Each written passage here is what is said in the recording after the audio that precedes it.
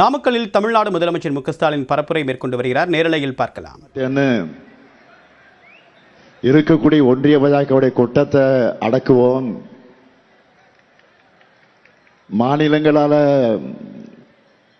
உருவாகி இருக்கக்கூடிய இந்தியாவில் மாநிலங்களை நசுக்கணும்னு நினைச்சா கைகட்டி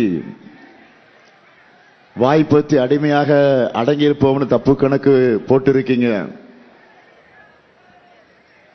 தமிழ்நாட்டோட போராட்ட குணத்தை பார்க்க ஆசைப்பட வேண்டாம்னு டெல்லிய நான் எச்சரிக்க விரும்புகிறேன். தொகுதி மறுசீரமைப்பு என்பது தமிழ்நாட்டுக்கு எதிராக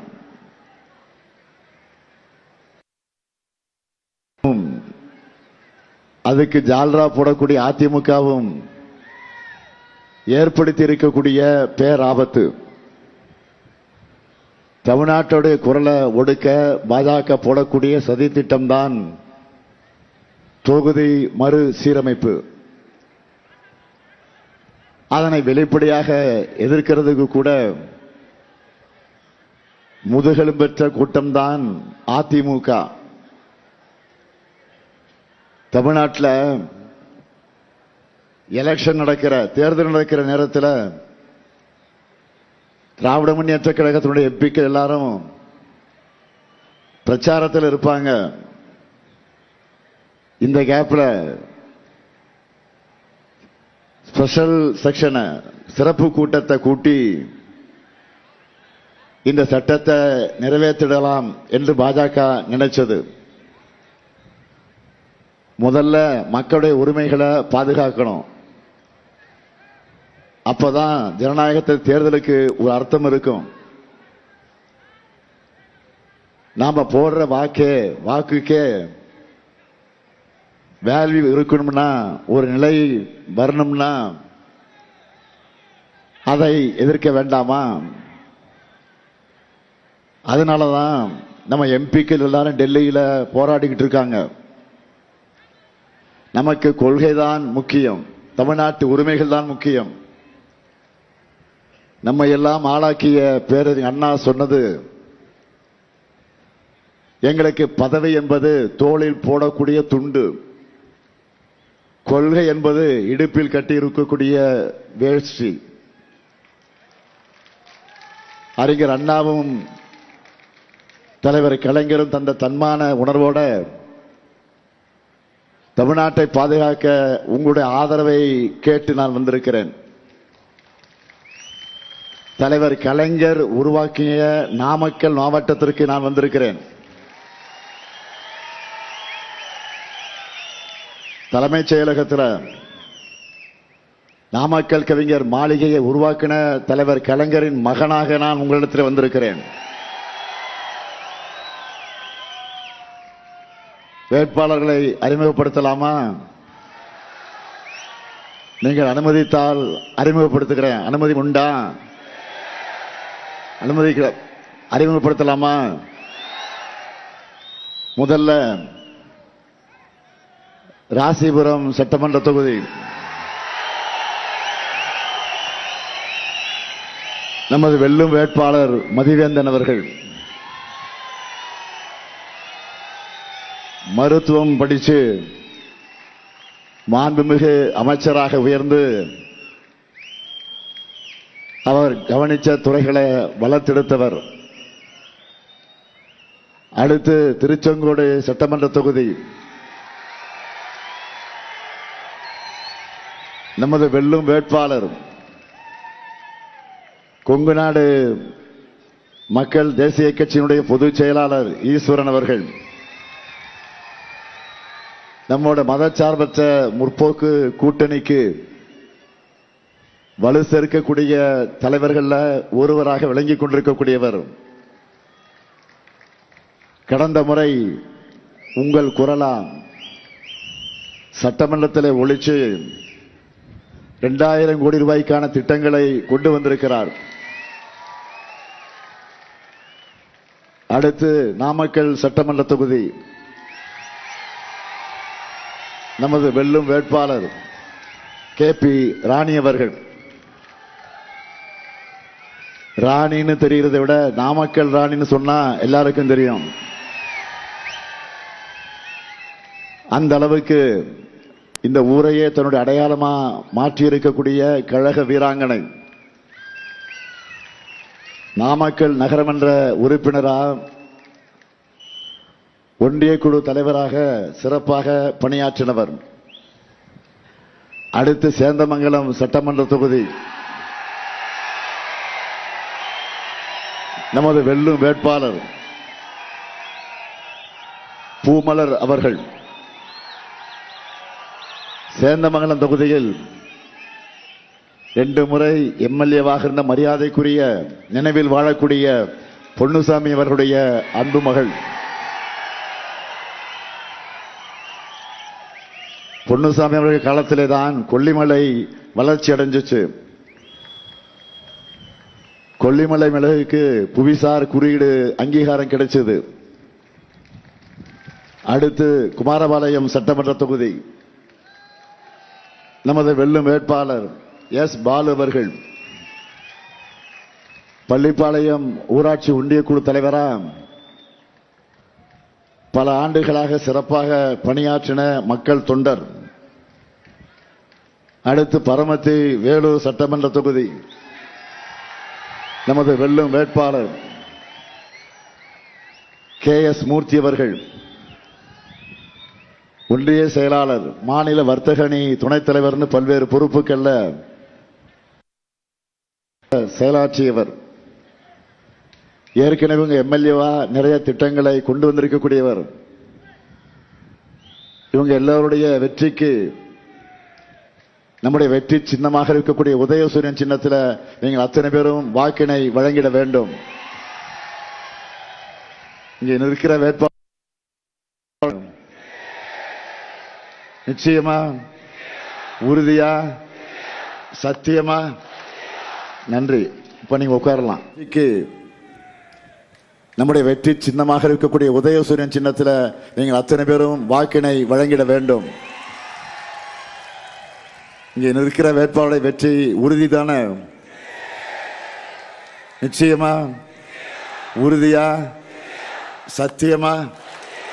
நன்றி. இப்ப நீங்க உட்காரலாம். வேட்பாளர் உட்காரலாம்.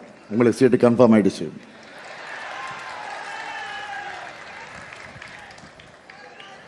நம்ம திராவிட மாடல் அரசை பொறுத்த வரைக்கும் ஒவ்வொரு மாவட்டத்துக்கும், ஒவ்வொரு வட்டத்துக்கும், ஒவ்வொரு ஊராட்சிக்கும் என்ன தேவைன்னு பார்த்து பார்த்து செஞ்சிருக்கிறோம்.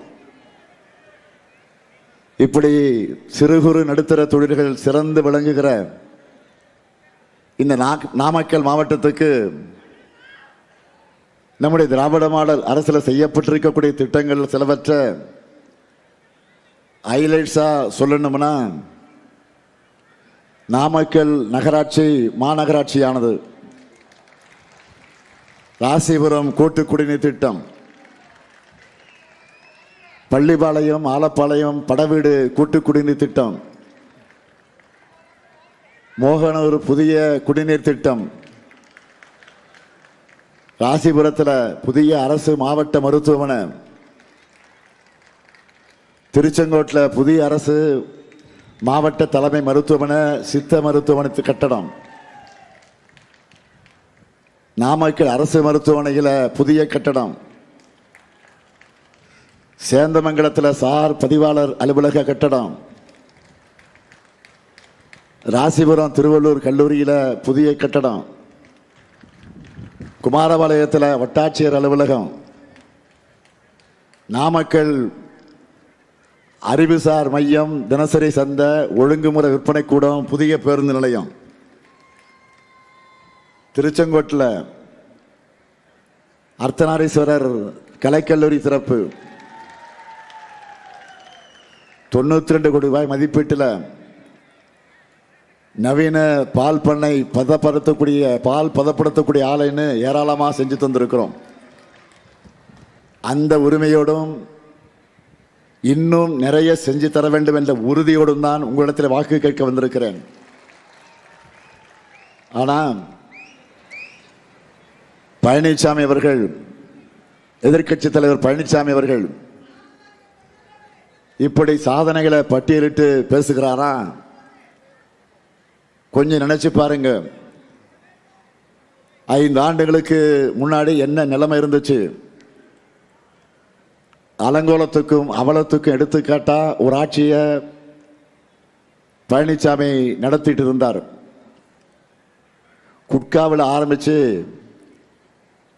நெடுஞ்சாலை வரைக்கும் ஊழல்கள், முறைகேடுகள். கூவத்தூர் தொடங்கி குடநாடு கொலை வரைக்கும் விலகாத மர்மங்கள். தூத்துக்குடி துப்பாக்கி சுடு முதல் பக்கத்தில் இருக்கிற பொள்ளாச்சி பாலியல் கொடுமைகள் வரைக்கும் மக்கள் கதறல்கள். பழனிசாமி ஆட்சியில் எதிலும் கலெக்ஷன், எல்லாத்திலையும் கரப்ஷன், எதுக்கெடுத்தாலும் கமிஷன். வள்ளுவருக்கு காவி பூசினாலும் கப்சிப், எம்ஜிஆருக்கு காவி பூசினாலும் கப்சிப். இதுதான் பழனிசாமியுடைய ஆட்சியின் நிலைமை. அதிமுக ஆட்சியே இவ்வளவு கேவலமா இருந்துச்சுன்னா என்டிஏ ஆட்சின்னு பாஜக தமிழ்நாட்டில் மொத்தமா ஆட்டம் போட ஆரம்பிச்சா என்ன ஆகும்? மதவாதம் தலை தூக்கும், கலவரங்கள் உண்டாகும், மக்கள் பிளவுபடுவாங்க, மாநில உரிமைகள் பறிக்கப்படும், குலக்கல்வியை கொண்டு வருவாங்க. பெருந்தலைவர் காமராஜர், பேரறிஞர் அண்ணா, முத்தமிழர் கலைஞர் ஆகியோர் உருவாக்கின இந்த நவீன தமிழ்நாட்டை வளர்ச்சியை நாசப்படுத்திடுவாங்க. இளைஞர்களின் வேலைவாய்ப்பை பறிப்பாங்க. பிற்படுத்தப்பட்டோர், மிகவும் பிற்படுத்தப்பட்டோர், ஆதி திராவிடர், பழங்குடியினரோட இடஒதுக்கீட்டை பறிப்பாங்க. சிறுபான்மையினருக்கான இடஒதுக்கீட்டை மகாராஷ்டிரா பாணியில் ரத்து செய்வாங்க. தமிழை சிதைக்க இந்திய திணிப்பாங்க. ஏன்? தமிழ்நாடு என்ற அடையாளத்தை அழிச்சு தட்சிண பிரதேசன்னு பெயரை மாற்றிடுவாங்க. அதுக்காகத்தான் பாஜகவுக்கு பழனிசாமி வாக்கு கேட்டு வரார். அதனால தான் இந்த தேர்தலை தமிழ்நாடு வர்சஸ் டெல்லின்னு சொல்றாங்க. தமிழ்நாட்டுக்கு துரோகம் செய்யும் 10 தோல்வி பழனிசாமிக்கு 11வது தோல்வியை நீங்க கொடுக்கணும். தவறுக்கு மேல் தவறுகளை செஞ்ச பழனிசாமி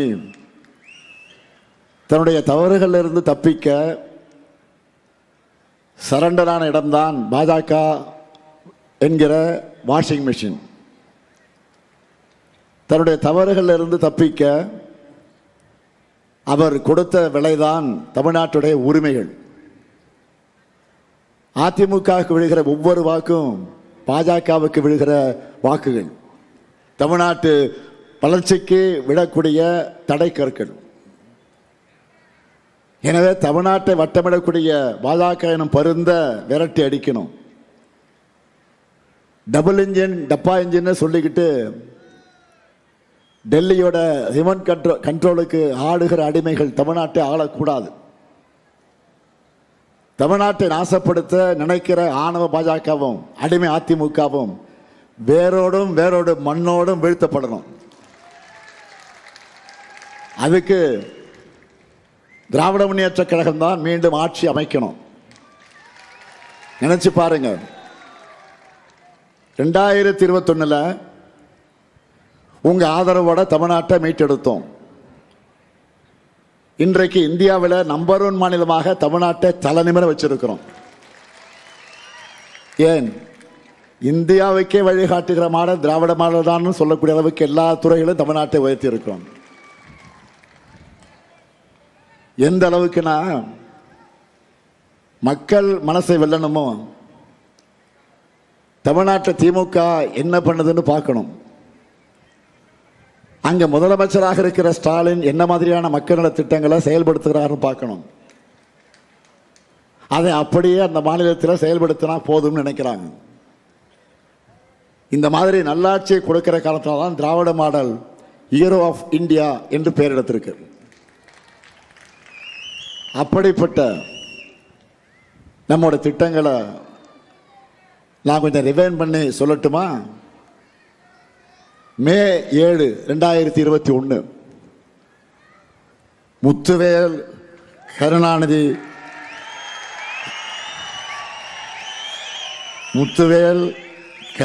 என்னும் ஸ்டாலின் என்னும் நான் என்று தலை நிமிர்த்தி சொன்னேன்னு. என்ன காரணம்? இனி தமிழ்நாடும் தலை நிமிர்ந்து எல்லாருக்கும் நம்பிக்கை பிறந்துச்சு. அந்த நம்பிக்கையை காப்பாற்றி இருக்கிறேன். முதல் நாள் முதல் கையெழுத்திலேயே மகளிர் எல்லாரும் கட்டணம் இல்லாமல் விடியல் பயணம் செய்யலாம்னு உத்தரவிட்டேன். அதைத் தொடர்ந்து திராவிட மாடல் ஆட்சியில் செய்யப்பட்டிருக்கக்கூடிய திட்டங்களை தலைப்புச் செய்திகளாக நான் சொல்ல விரும்புகிறேன்.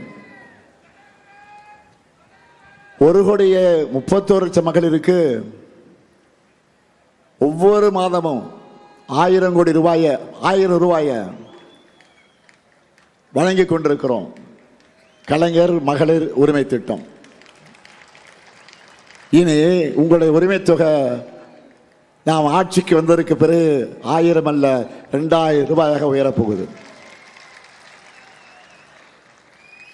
அரசு பள்ளியில் படித்து காலேஜ் போகிற மாணவ மாணவிகளுக்கு 1000 ரூபாய் வழங்கக்கூடிய புதுமை பெண் மற்றும் தமிழ் புதல்வன் திட்டம். இனி இந்த தொகை 1,500 ரூபாயாக உயரப்போகுது. 19 லட்சம் பள்ளி மாணவர்கள் சூடா சுவையா சத்தான உணவை வழங்குகிற காலை உணவு திட்டம். இந்த திட்டம் இப்போ 5ஆம் வகுப்பு வரை 2.0 ஆட்சி வந்ததற்கு பிறகு 8ஆம் வகுப்பு வரை விரிவாக்கம் செய்ய போறோம். பல லட்சம் உயிர்களை பாதுகாக்கக்கூடிய மக்களை தேடி மருத்துவம். விபத்தில் சிக்கி உயிருக்கு போராடின 10,000 உயிர்களையும் குடும்பங்களையும் காப்பாற்றிய இன்னுயிர் காப்போம் நம்மை காக்கும் 48. பாதம் பாதுகாப்போம் இதயம் காப்போம் சிறுநீரக பாதுகாப்பு திட்டம். ஒன்றிய அரசை பின்பற்ற போறதா சொல்லி இருக்கக்கூடிய தோழி விடுதி. ஸ்டார்ட் அப் தமிழ்நாடு, அண்ணல் அம்பேத்கர் தொழில் முன்னோடிகள் திட்டம், கலைஞர் கனவு இல்லம். இப்படி நாள் முழுக்க என்னால் பட்டியலிட முடியும். 2021 திராவிட மாடல் ஆட்சிக்காக உங்களுடைய ஆதரவை கேட்டு வரும்போது அடுத்த 10 ஆண்டுகளுக்கான தொலைநோக்கு பார்வையை உறுதிமொழிகளாக கொடுத்துட்டு தான் நான் வாக்கு கேட்டேன். அந்த அடிப்படையில் எதிர்கால தமிழ்நாட்டை கட்டமைக்க போகிற செயல் திட்டத்தை சூப்பர் ஸ்டாராக கிளம்பியிருக்கிறோம். சூப்பர் ஸ்டார் யாரு? சூப்பர் ஸ்டார் யாருன்னு கேட்டா அது பாட்டு. சூப்பர் ஸ்டார் யாருன்னு கேட்டா சின்ன குழந்தைகள் கூட சொல்லும். இதுதான் தேர்தல் அறிக்கை, நம்மோட தேர்தல் அறிக்கை. அதில் என்னென்ன ஹைலைட்? இங்கே இருக்கக்கூடிய மகளிரை நான் கேட்குறேன். உங்கள் அண்ணன் இந்த ஸ்டாலின், உங்கள் அண்ணன் இந்த ஸ்டாலின் கொடுக்க போகிற கூப்பன் எவ்வளவு?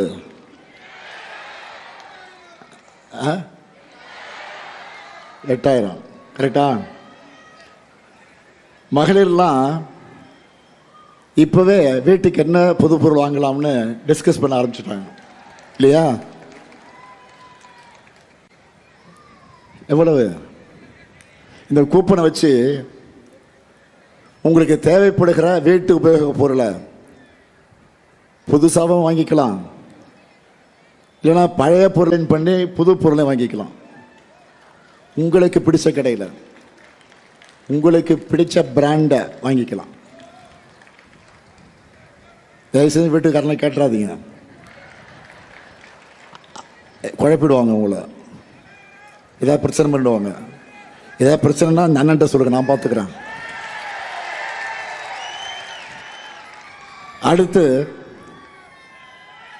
20 லட்சத்திற்கு மேற்பட்ட அதிகமான உழவர்கள் பயன்பெறக்கூடிய வகையில் நவீன மின்சார பம்பு செட்டுகளை வழங்க போகிறோம்.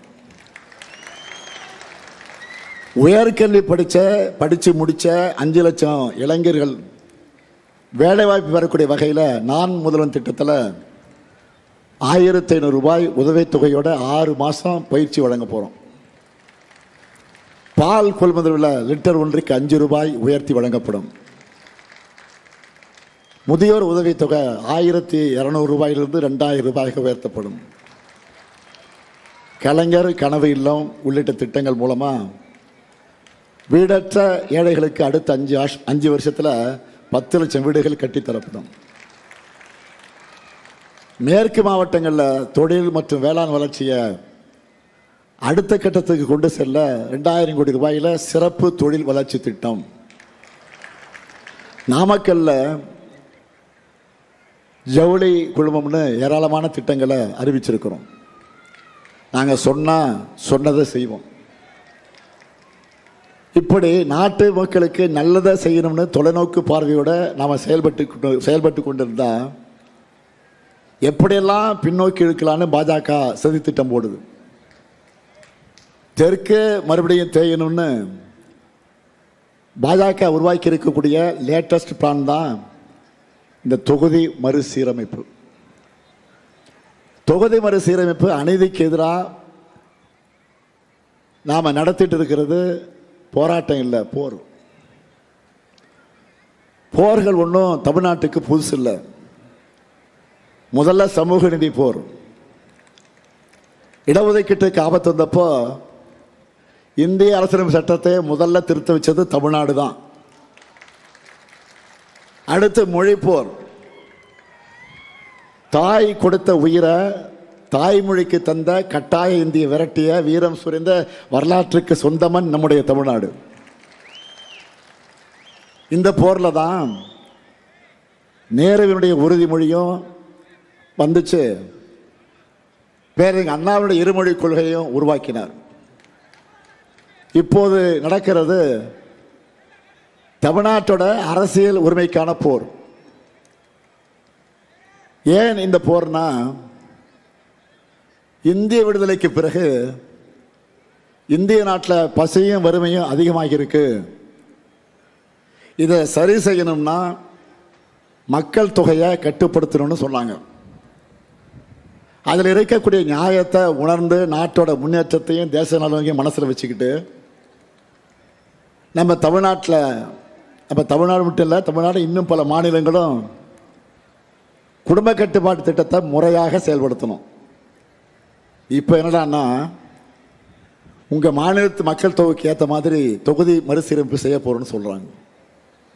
உண்மை என்னன்னா, இதே காலகட்டத்தில் மக்கள் தொகையை கட்டுப்படுத்தாமல் இருக்கிற சில மாநிலங்களுக்கு தான் விகிதாச்சாரப்படி அதிக இடம் கிடைக்குது. புரிகிற மாதிரி சொல்லணும்னா, 1971 சென்சஸ் படி தமிழ்நாட்டுடைய மக்கள் தொகை 1971 தமிழ்நாட்டினுடைய சென்சஸ் படி தமிழ்நாட்டுடைய மக்கள் தொகை 4 கோடி. உத்தரப்பிரதேசத்துடைய மக்கள் தொகை 8 கோடி. இன்னைக்கு தமிழ்நாட்டுடைய மக்கள் தொகை 8 கோடி.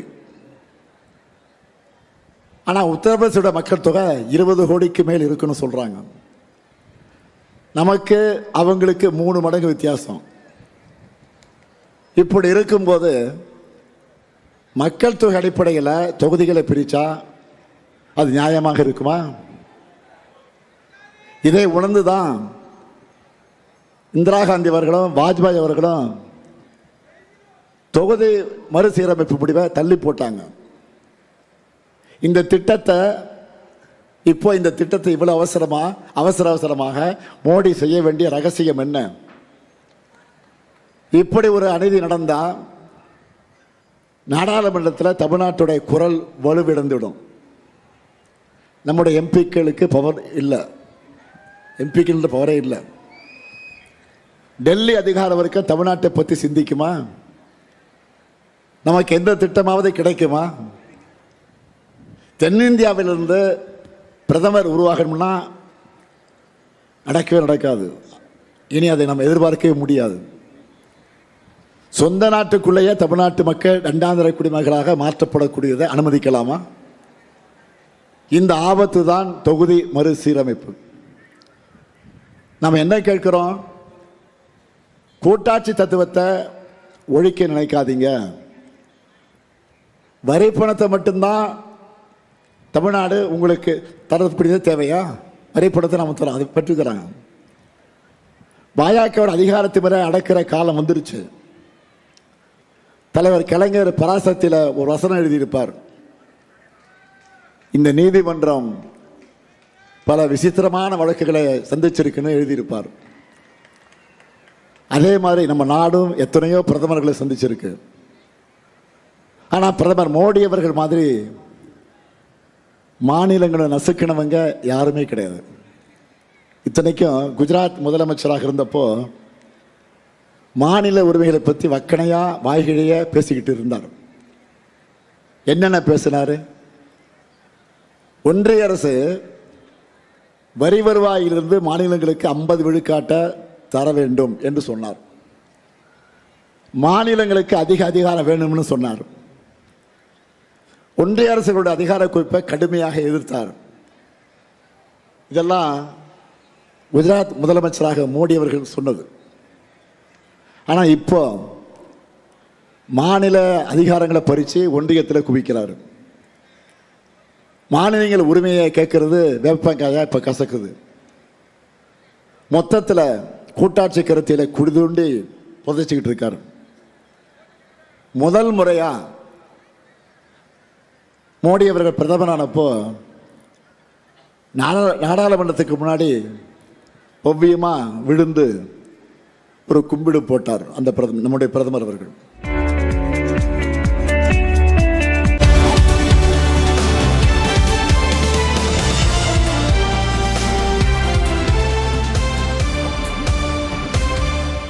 எலெக்ஷன் எக்ஸ்பிரஸ் செய்திகள் சிலவற்றை பார்க்கலாம். காஞ்சிபுரம் மாவட்டம் உத்தரமேரூர் தொகுதி திமுக வேட்பாளர் சுந்தருக்கு ஜேசிபி வாகனத்தின் மூலம் ரோஜாப்பூ தூவி உற்சாக வரவேற்பு அளிக்கப்பட்டது. சுந்தருக்கு ரோஜாப்பூ மாலையும் அணிவிக்கப்பட்டது. அதன் பின் அவர் கட்சியினருடன் சேர்ந்து தீவிர பிரச்சாரத்தில் ஈடுபட்டார்.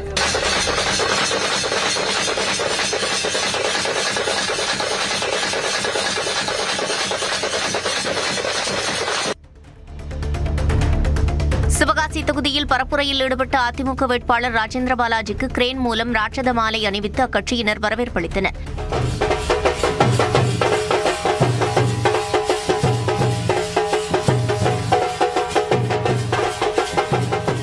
தொடர்ந்து பேசிய அவர் தேர்தல் வாக்குறுதிகள் அனைத்தையும் நிறைவேற்றுவோம் என்று உறுதியளித்தார். அங்கங்க ஒரு தப்பு நடக்கும், ஆனா திமுக ஆட்சியில தப்பு மட்டும்தான் நடந்துச்சு. ஆகவே இந்த ஆட்சியை தூக்கி எறியுங்கள். பூம்புகார் தொகுதியில் திமுகவினர் விநியோகிக்க வைத்திருந்த 8000 ரூபாய்க்கான கூப்பன்களை பறக்கும் படையினர் பறிமுதல் செய்தனர். கீழப்பெரம்பூரை சேர்ந்த திவாஸ் என்பவரிடம் 8000 ரூபாய்க்கான கூப்பன்கள் 65 பறிமுதல் செய்த அதிகாரிகள் அவரது வீட்டிலும் அதிரடி சோதனை நடத்தினர். தொடர்ந்து பறிமுதல் செய்யப்பட்ட இல்லத்தரசி கூப்பன்களை தரங்கம்பாடி வட்டாட்சியர் அலுவலகத்தில் ஒப்படைத்தனர்.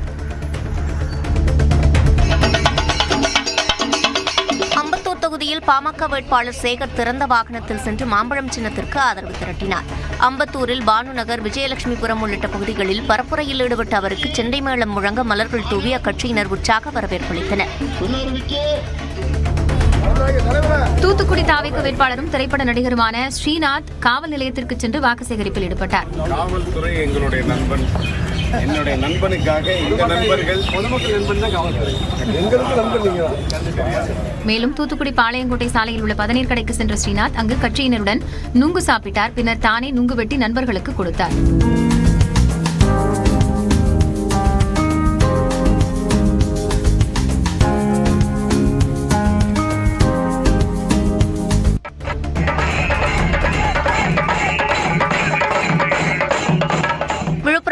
திருக்கோவிலூர் சட்டமன்ற தொகுதி திமுக வேட்பாளர் கௌதம சிகாமணி அரகண்டநல்லூர் பேரூராட்சி பகுதிகளில் பரப்புரை மேற்கொண்டார். அப்போது செண்டை மேளம் அடித்து வரவேற்பு கொடுத்த மக்களுடன் இணைந்து செண்டை மேளம் அடித்து அவர் பரப்புரை மேற்கொண்டார். மக்களிடையே பேசிய அவர் கடந்த 5 ஆண்டுகளில் பெண்களுக்கான பல்வேறு திட்டங்களை திமுக அரசு செய்திருப்பதாக கூறி வாக்கு சேகரித்தார். முன்னாள் அமைச்சர் பொன்முடி உள்ளிட்ட திமுக நிர்வாகிகளும் பரப்புரை செய்தனர். தமிழ்நாடு முழுவதும் திமுகவினர் வாக்காளர்களுக்கு 8000 ரூபாய்க்கான பரிசு கூப்பன்களை விநியோகித்து வருவதாக சென்னை உயர்நீதிமன்றத்தில் முறையீடு செய்யப்பட்டுள்ளது. வாக்காளர்களை கவர்வதற்காக திமுக வேட்பாளர்கள் 8000 ரூபாய்க்கான கூப்பன்களை விநியோகித்து வருவதாகவும் அதனை தடுக்க நடவடிக்கை எடுக்க தேர்தல் ஆணையத்திற்கு உத்தரவிட வேண்டும் எனவும் தாவேக வழக்கறிஞர் சூரியபிரகாசம் முறையிட்டுள்ளார். சென்னை உயர்நீதிமன்ற தலைமை நீதிபதி S.A. தர்மாதிகாரி G. அருள்முருகன் அமர்வில் அவர் முறையிட்டார்.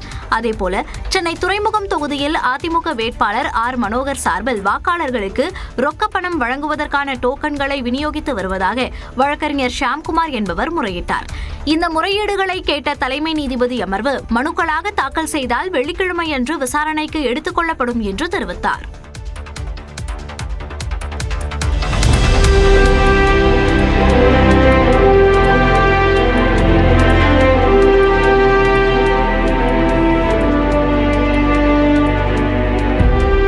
இல்லையா?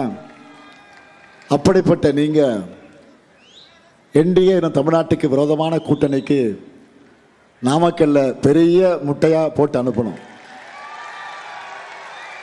மீண்டும் சொல்றேன், தமிழ்நாடு அணியா டெல்லி அணியா என்ற இந்த ஜனநாயக போரில் அரசியல் வெறுப்புகளுக்கு அப்பாற்பட்டு நம்முடைய தாய் தமிழ்நாட்டை காக்க அனைவரும் திமுக தலைமையிலான மதச்சார்பற்ற கூட்டணியை ஆதரிக்க வேண்டும் என்று கலைஞரின் மகனா கேட்கிறேன்.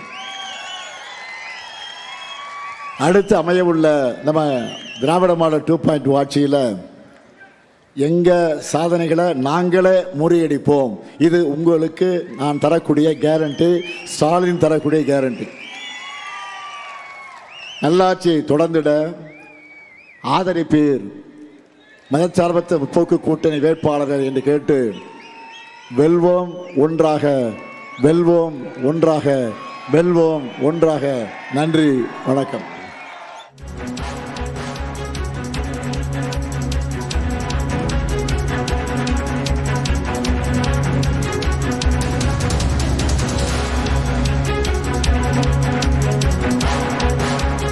தமிழ்நாடு